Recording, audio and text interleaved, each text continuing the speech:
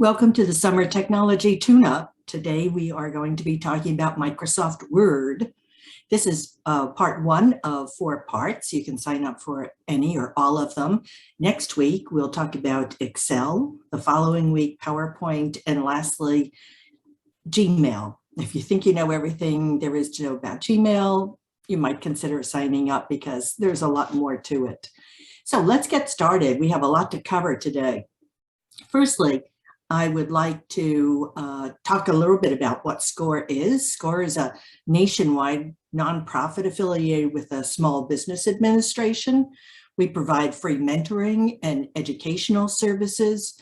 The Minnesota chapter has nearly 90 volunteers serving Manatee and Sarasota County for 50 years. We have been recently recognized as a Diamond of Excellence Award winner for 2020, which is the highest ranking of anything that SCORE can give us. Since 1964, SCORE has assisted over 11 million clients. So if you are a business person and you'd like a little bit of help, apply for a SCORE mentor.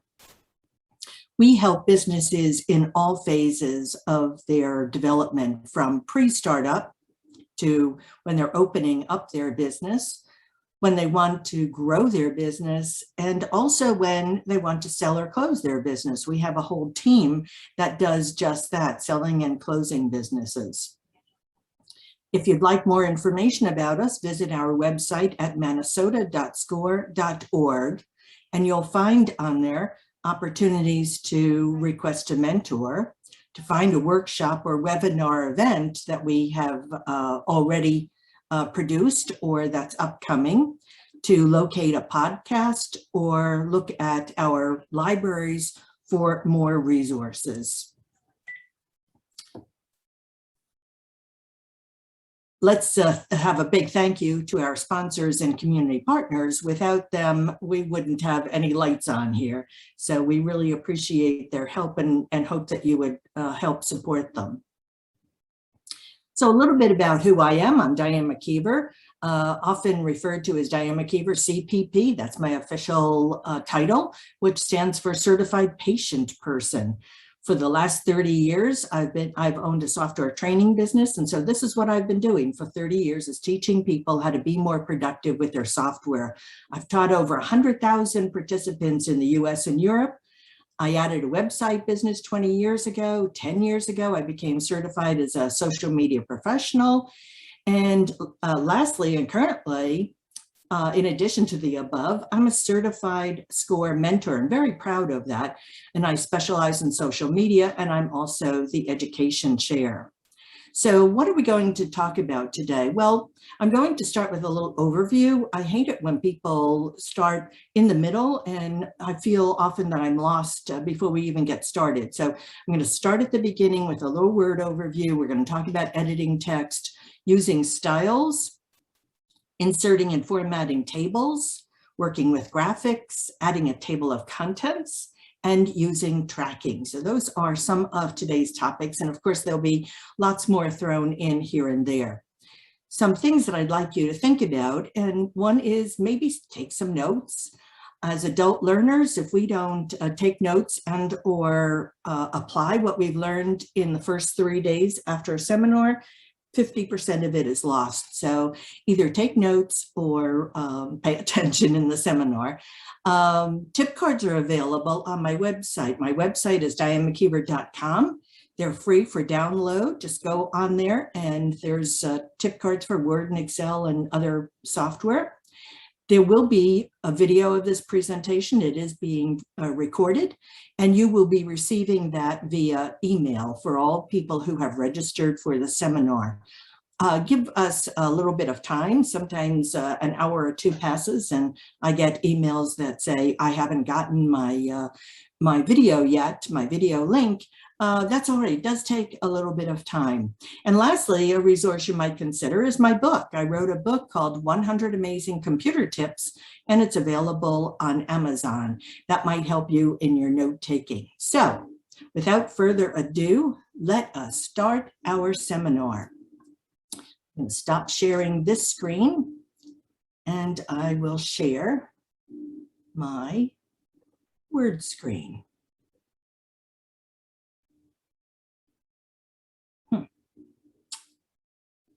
Okay, good. I see that. I believe I see that you're all able to view my document. So let's talk a little bit about directions that I'm going to be giving you. I'm going to be telling you where things are and to go here and to go there. When I give you directions, those directions will include 3 parts. One is the tab that the direction is on. So I might say, let's go to the Home tab, and we're going to look in the paragraph group. You can see that our ribbons are divided into groups. So it will be the tab, the name of the group, and then finally the option within that group. So if you're taking notes, I would suggest that you write the directions down that way as well. The name of the tab, the name of the group, and finally what the option is. So I've got a little document here that I've started for you. It's maybe a page and a half, 2.5 pages. Oh, I want to go back up to the top. So I'm going to do my Control Home and get back to the top quickly. And so you can see the document has paragraphs in it, and it looks to have headings or subheadings.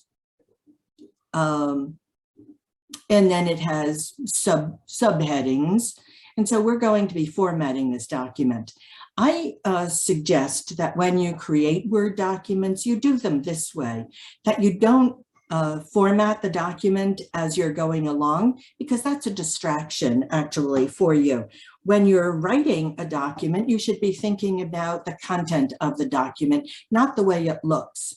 And then once you're finished writing your document, you can very easily go back and apply styles, which we're going to look at in a moment, to edit that to make it look attractive.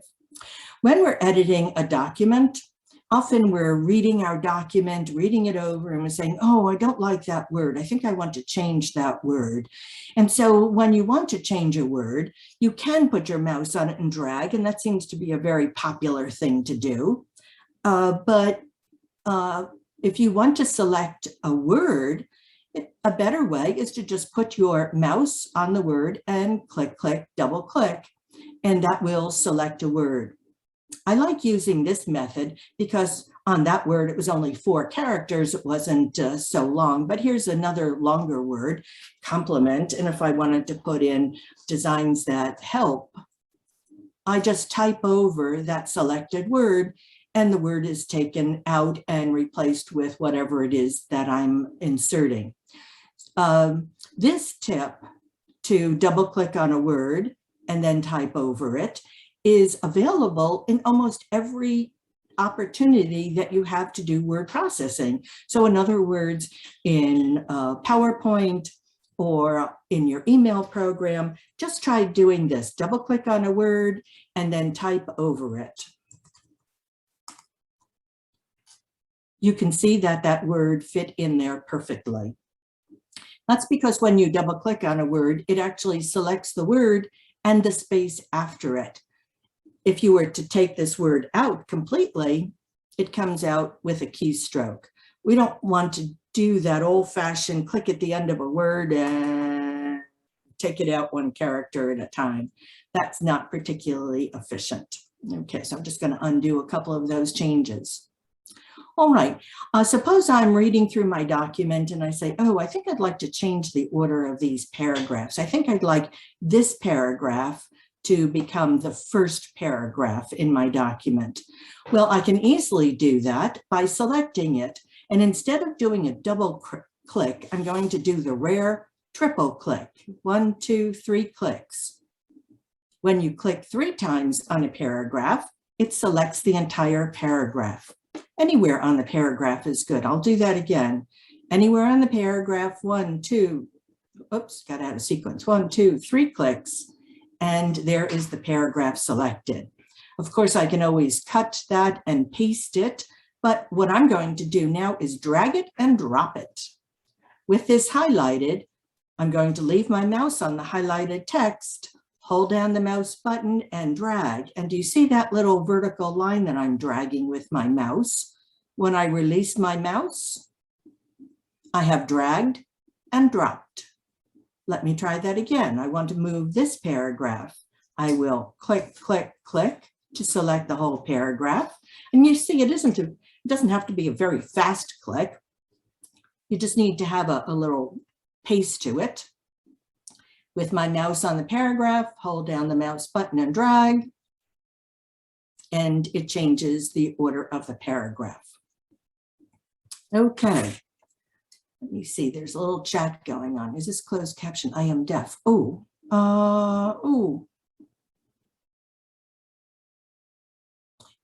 it is not closed captioning, and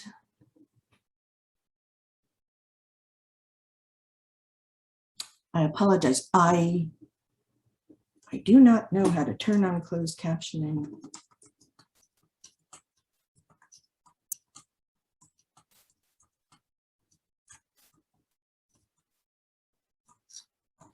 Oh, I feel badly about that.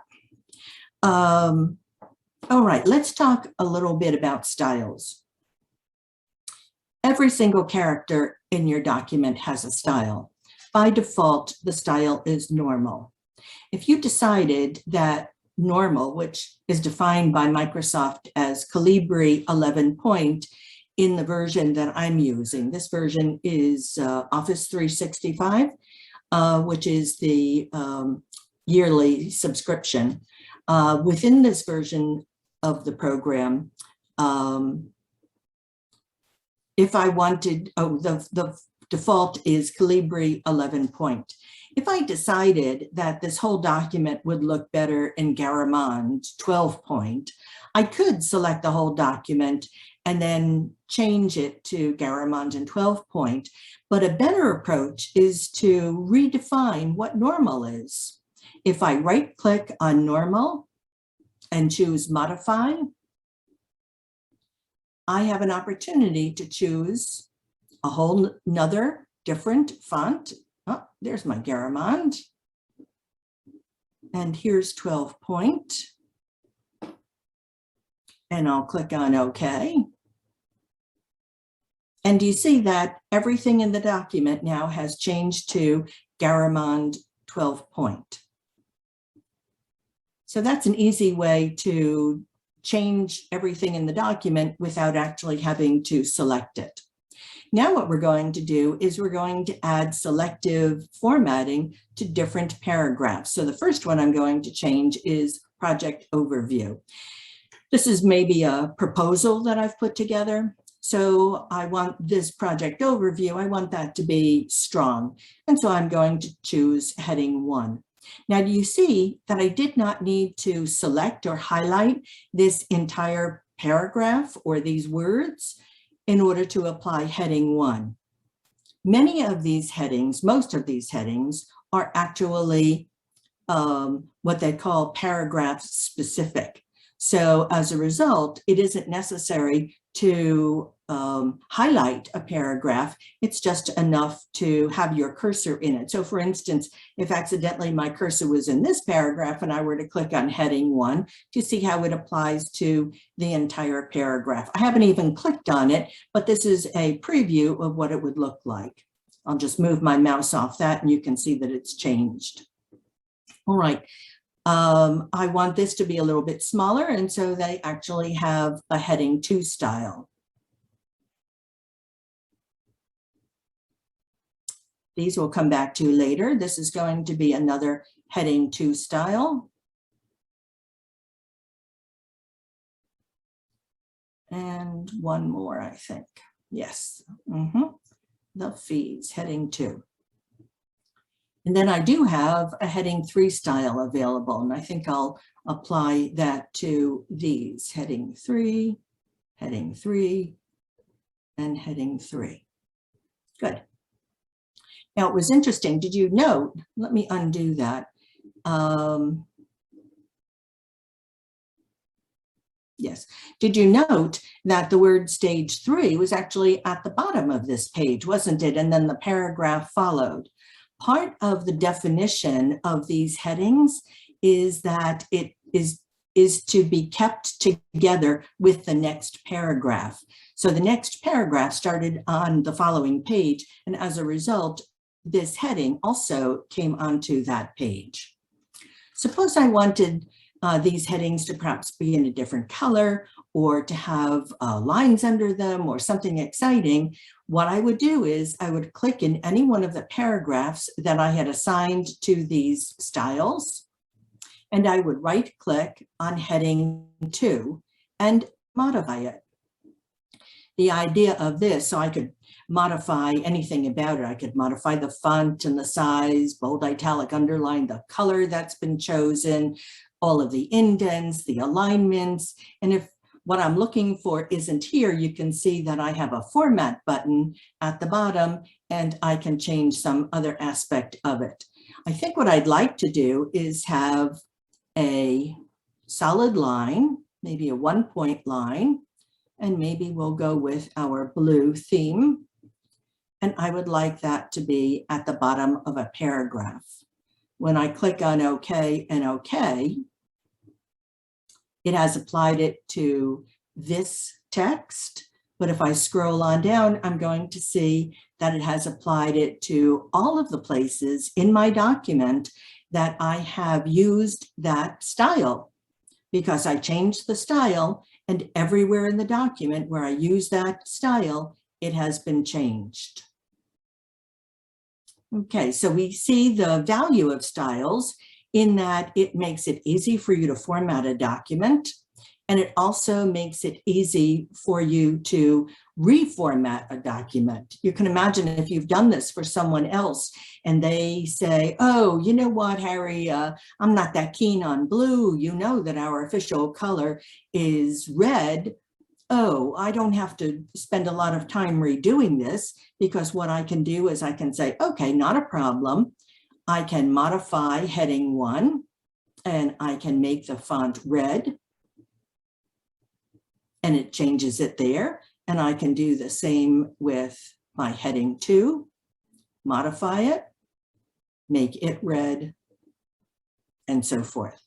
So it's very easy to format a document after you've typed it all and be consistent with your formatting. I've seen people do all kinds of gymnastics to get their formatting right or consistent, when it really doesn't have to be that hard. All right, one of the other things that I might want to add to this document is a table. So I'm going to talk about my fees, and it might be helpful for people to see. Oh, I'm sorry.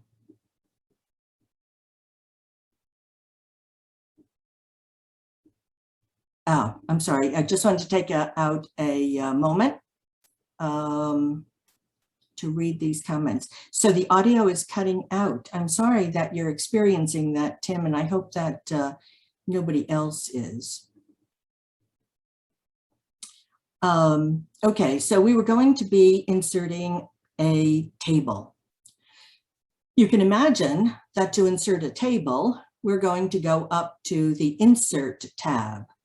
And from the Insert tab in the table group, it's not a very large group, is it? There's only one option in it, is Tables. So before you insert a table, you might have thought about what kind of information you're going to have in there.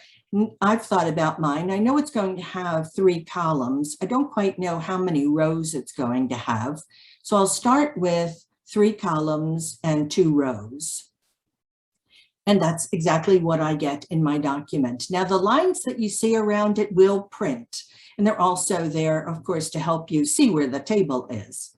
And so your cursor is in the first box, and you're able to type in what it is. So we'll put in the action that we're going to do and what they would pay for it if they signed up for a monthly contract or if they signed up for a yearly contract. So I've been typing and I've hit the tab key to move to the next cell. I'm here at the last cell and I don't want to hit the enter key, because if I hit the enter key, you see that I just stay in the cell and the cell just becomes taller. So when working with a table, I always want to hit the tab key. I'm going to hit the tab key and it's going to move under the word action. So I will say daily Facebook updates. And if they sign up for this monthly, then it's $100 a month. But if they sign up for it yearly, it's $1,000. So they save a little bit of money. Oh, now I've run out of table, haven't I? Because all I asked for were 2 rows, and now I want to add another row.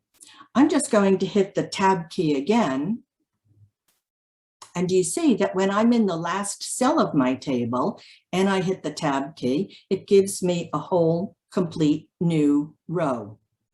So I'll put in daily Instagram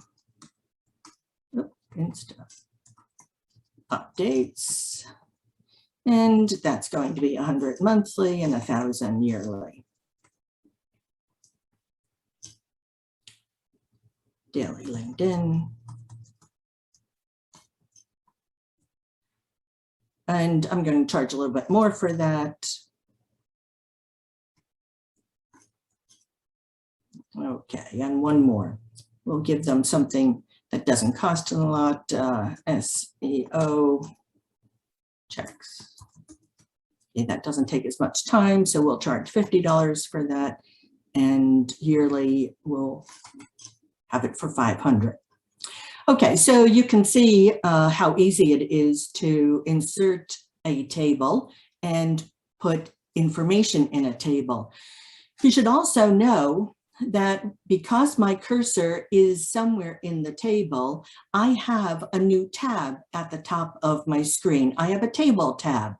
If I click outside the table, that table tab disappears. And if I click back in the table tab appears. There are 2 parts to the table tab.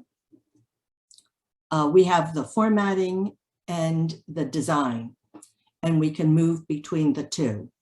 So with my cursor in the table, I have an opportunity to choose some styles. Some of these are pretty over the top. Some of these you want to avoid just because they use so much toner from your printer.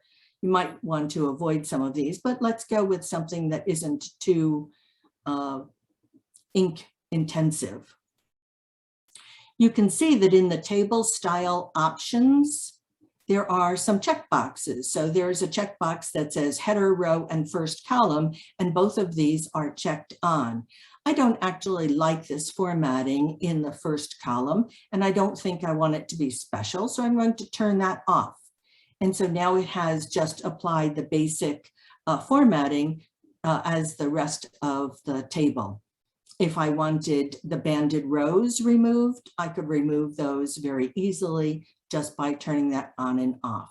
If I wanted or had a total row, in other words, was the last row somehow significant, then I could turn that total row formatting, remember this is all formatting, on or off. And again, is the last column important, and is it important that they be banded columns? So it's very easy to do a lot of formatting from this using both table styles that are already designed, and then using the checkboxes to turn features on or off. You can manually do things. So we have border styles and sizes and where the borders are and so forth. It's much easier if you could learn to like some of theirs. And if you can't, then certainly play with this. Now, perhaps the last thing I would like to do is I'd like to center these. So I'm going to go back to my home tab. That's where I tend to go when I'm formatting text, and I'll center those. And for these, I will make them right align so that they fit a little bit better. Now, again, now that I'm here in my table, I'm just going to use my wheel. The wheel on my mouse allows me to go from tab to tab without having to click on it, mostly because right now I can't see it. So I'll scroll through that. And something that I might like to do is distribute the rows. Now, if the rows were not equally divided, it would have fixed that. But I'd really like to kind of make these rows or columns so that they're a better size for the text that's in them. And the way I did that was I very carefully positioned my mouse on the left side of the table. Do you see where it is on the left side of the table? And it looks like a vertical line. This is a little tricky. Looks like a vertical line or two vertical lines with a left-right arrow. And if I double click there, click, click, do you see that it assesses the entire table, and it now is going to make each of the columns the best fit. This little plus in the upper left side of the table is here because my mouse is wandering around in this area. That is used to select the entire table. So we can use that rather than having to drag. In this table, it doesn't make much difference, does it? Because the table is fairly small, but in a larger table, that might be significant. I can also manually change the width of the columns. Not unlike Excel, if I wanted to change the width of a column, I just put my mouse on the vertical line, looking for it to change into that double line with a left-right arrow, and I can move it. It's always a good idea to move it from the right side, working on the right side, and then working across to the left side. All right, very good. Sometimes we use tables to position graphics. If we wanted to put some pictures in our document, it's very easy to do. We can just bring up a folder. Let's see what folder I have. I've got lots of folders, and I've got lots of nice pictures in some of these. So let's see if I can put in some nice sailing pictures. Has nothing to do with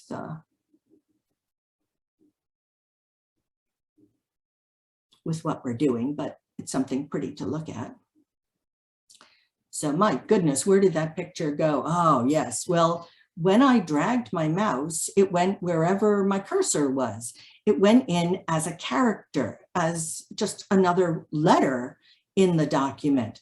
And as a result, it totally broke up the text, but that's okay, because I know that when I resize this and make a couple of other changes, this is going to be great. So I want to resize it. When you're resizing, only ever use the corner handles. Oh, I really hate it when I look at other people's documents and they've resized something using the side handles. And you see what happens? It gets out of proportion. So we never want to do that. We never want to use a side handle. If you want to make this larger or smaller, only ever use a corner handle. The corner handles will make it larger or smaller in proportion. If you feel that you need to cut this picture, or I should say crop this picture, I've right-clicked on the picture, and there's the cropping tool. The cropping tool will allow me to then change the size of this picture a little bit. Maybe I want to tighten up the emphasis a little, although this is a little tight already. But if I wanted to change the emphasis of this, I could crop it, and then I clicked away from the picture, and now it's a little bit smaller than it was. So we've done a couple of things now. We brought it in. It just plunked itself down wherever it wanted, wherever my cursor was. I've resized the picture, and now I want the text to wrap around it. And that's what this little icon is trying to say. Layout options. The layout option that's chosen right now is in line with text, and that's exactly what it's doing. It's just like an extra character in our document, but that's not really what I want it to do. I want it to, I want the text to wrap around it. And as a result of choosing that wrap option, this allows me to move this picture anywhere I want and have the text wrap around it. Now you have to be careful. It would not be a great idea to position a picture like this in the middle of the paragraph because it'd be hard to read across it.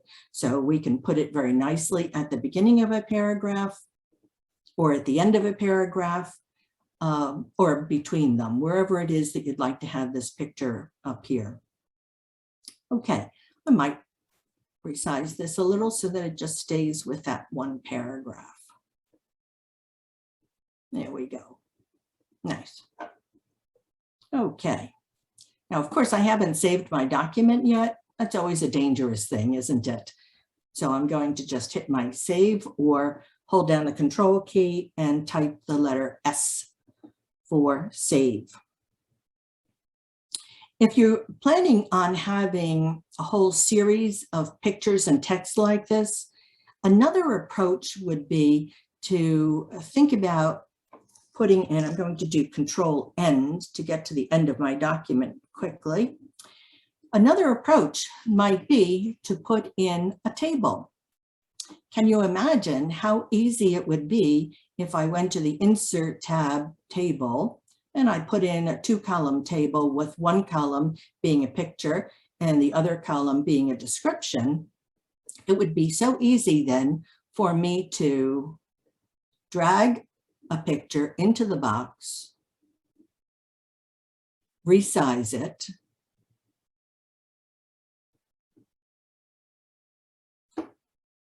now it might be that, all right, we'll resize it. I'll do something else in just a moment. Okay, and so I'm going to put my cursor in the last box and hit the tab key so I get another row in my table. I'll go out and get another picture. And note how I'm just dragging and dropping. And that, of course, caused it to go on to another page, but I don't care about that because I know that once I resize it, it's going to be great. Now I can try and eyeball these pictures so that they're the same size. And if you're good at that, then it's an easy thing to do. Let's put in Black Diamond. Pretty boat. Okay. Want to resize these. I'm actually going to put in a page break here so that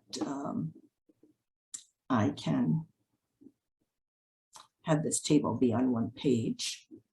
So you see, I've got the pictures pretty well sized, but they're not perfect, and that would bother me. So I'm going to change the width of these pictures. Well, how will I know how wide to make them? Well, I'll choose one that I say I like the width of this. And with it selected, I'm going to be able to click on Picture Format on the Picture Format tab. And over on the right side of the Picture Format tab, you see it tells me what the height and what the width of the picture is. So this photo is 2.72 wide. Okay, with that information, I'm going to click on the next picture. Oh, very good. I was good at that. 2.72. I know the next one is not 2.76. So I'm going to come up to this box and change the 6 to a 2 and enter, and that's a beautiful thing. So now they're all exactly the same width, and I can move this box over, and that would allow me to put verbiage in this right column about the boats. So that's another use of, another way of putting in pictures and having them be consistent and being able to format with them.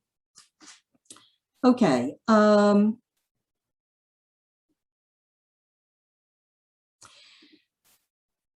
I might want to, in my document, again, I'm going to Control Home to get up to the top of my document pretty quickly. I might think about formatting some words. Maybe I want a word or two to stand out. So of course I would highlight it Now, in that case, I did drag, and you'll note that in Word, I don't have to start at the beginning of the word to drag. I can start anywhere in the word, because the moment I hit the next word, it realizes that I'm selecting multiple words and that I probably wanted the entire word selected. So as I drag across, it has done that. And perhaps I want this to be bold and italic, and I'll have it stand out by being our favorite color, red. But there are other words in my document that I would also like to be bold, italic, and this color, red. And how can I easily format that? Well, one way would be to use a style. Another way is to use the Format Painter. On the Home tab, in the Clipboard group, is this lovely paintbrush. When you hover above it, it does identify it as the Format Painter. And it gives you some keyboard shortcuts that you could use to turn this on. And it gives you directions, because no one ever knows how to use this Format Painter. To get started, select content with the format that you like. Okay, we've done that, right? Number 2 is click the Format Painter. And then number 3 is select something else to automatically apply the formatting. And then here's the important part, FYI, to apply the formatting in multiple places, double click the Format Painter. So one click on the Format Painter gives you one use of it. You see how it's turned off now. If I wanted to apply that same formatting in other places, I should double click, click, click. I used to have a woman who would say that in my classes all the time. Click, click, click, click. I don't know. She sounded like a train coming through. Do you see how easy that is then to format?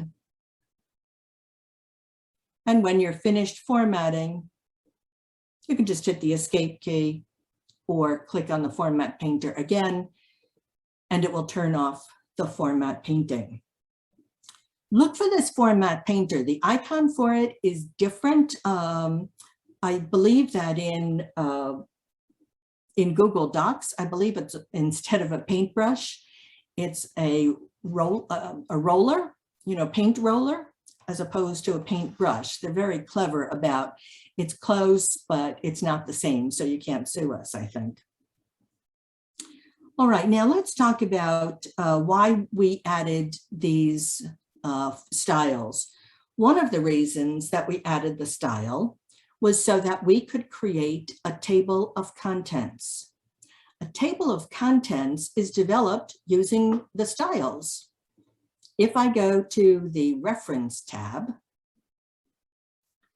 the first group is called Table of Contents. You might have a long proposal, and I'll tell you, putting a table of contents in a proposal really makes a difference. It makes people stop and look at your document a little more carefully. It makes it easy for them to go right to that fee section where you know they're going to be going anyway. So if I wanted to add a table of contents, I click on Table of Contents. Remember, I'm on the Reference tab. And I have a couple of automatics. And do you see what they're taking? They're taking all the heading 1, heading 2, and heading 3 styles and going to add those to the table of contents. This is saying, do you want it to begin with just the word contents or the word table of contents, or create a manual one from formats that you have chosen? But I'm going to go with this one as a tried and true. And there it is. At the beginning of your document, there's a lovely table of contents. This is using a table of contents style. I could see that by going to my styles. It's using the TOC heading, not the regular heading. And so if I wanted to choose heading 1, it would change the look of that. But here is the table of contents. If I were to add more information to my document, I would just click on Update Table, and it would update the pages only, or the entire table. And of course, the entire table would be the choice if you've added additional headings to your document so that it would include those new headings in here, or just the table, the page numbers, if you've added some additional pages. So that's all there is to creating a table of contents. Of course, that's all there is, assuming that you have put in styles, that you have been using styles. If you are, then that will work perfectly. All right, the last topic that I'd like to talk to you about is tracking. Now, tracking is very useful. I've been using it for the last few weeks because I've been creating some scripts that I then am sending around to 3 or 4 people to approve. So I turn on tracking by going to the review tab. That kind of makes sense, right? We're going to be reviewing the document. And here in the tracking group is track changes. When I click this button to turn tracking on, any changes that I or anyone who's reading the document make is going to be, if I said this is going to be recorded in the track changes. So if I said, I don't think I want the word reading, I want the word listening. Do you see that it has left the word reading in, but it's crossed it out? It has inserted the word listening, and it has put a vertical line on the left side of my screen. So if I sent this to someone, if I was sharing this with someone, they would be able to see that I have replaced the word reading with the word listening. And so I would go through my document, use text screen. If I chose to take out some text, I could highlight it and delete it. And so it just has the strike through, but it always has the bar over on the left side of the paragraph to indicate where a change has been made. So when you receive a document and you want to review the changes, and you'd like to perhaps accept or reject some of these changes, maybe you agree or you disagree with the changes, the first thing that you need to do is from the review tab, you need to turn off track changes. Then you would go through and say, I want to go to the next change in my document. And it will highlight the next change in my document where I have an opportunity to accept that change or reject that change. I'll accept that change and accept that change. I'll reject this and reject this. You also have an opportunity to reject all the changes, or of course, accept all the changes, or other options within here. One other thing that I wanted to show you is that these can be shown as balloons off to the side. I find these a little bit harder to read, but that's really up to you as to what your preference is. All right, so we're getting up to our 45 minutes, and I'd like to leave some time for Q&A. So if you have any questions, please click on your Q&A and insert your questions, and I will bring back my PowerPoint. So I'll stop the sharing on this, and I will share this screen with you.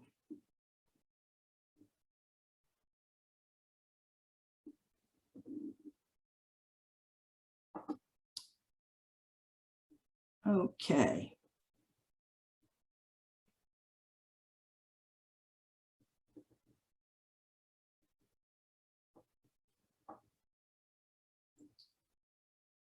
So let me see how to make it on its own page, how to make a TOC on its own page.